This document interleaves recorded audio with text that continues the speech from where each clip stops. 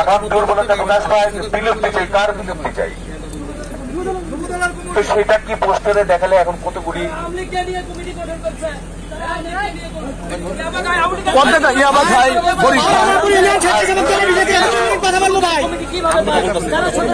সেগুলিকে আমাকে আটকে করবা, আমাকে আটকে করবা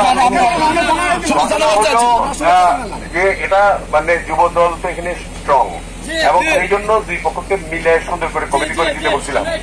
এবং যেহেতু করে নাই, কেন করে নাই সেই জিনিসটা আমি কালকে দেখে তোমাদের নিয়ে বসে সঠিক সিদ্ধান্তটা নিচ্ছি। এটা হলো মানে রাজনীতিটা মেধাভিত্তিক করতে হবে, এটা নিজেদের মধ্যে নিজের পায়ে নিজে করে মারা যাবে না।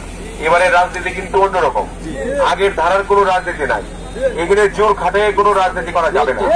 এবং যার মনে ইচ্ছা হলো যে আমি এটা করলে পরে বোধহয় হয়ে যাবে, তা কিন্তু হবে না।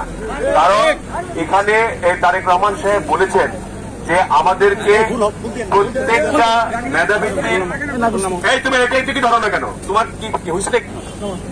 এগুলো আমার সঙ্গে যারা আসে এদেরকেও আমি বাদ দিতেছি, আমি একা একা ঘুরবো, এরপর একা একা ঘুরবো, একা একা তোমাদের এই যে দল যেগুলো আছে ঠিক করে দিব। কারণ লোকজন বেশি থাকলে বলে মনে হয় ঝামেলা হয়, আমার ধারণা। এবং এখানে নিয়ে কমিটিরও ঝামেলা হচ্ছে এবং সব বিষয়েই ঝামেলা হচ্ছে। আমরা চাই একটা সুন্দর ঐক্যবদ্ধ একটা রাজনীতি। বাংলাদেশে এরকম নেতা আর পাওয়া যাবে না, তারেক রহমানের মতো নেতা পাওয়া যাবে না। তাকে আমাদের এখানে আনতে হবে, তাকে প্রধানমন্ত্রী বানাতে হবে।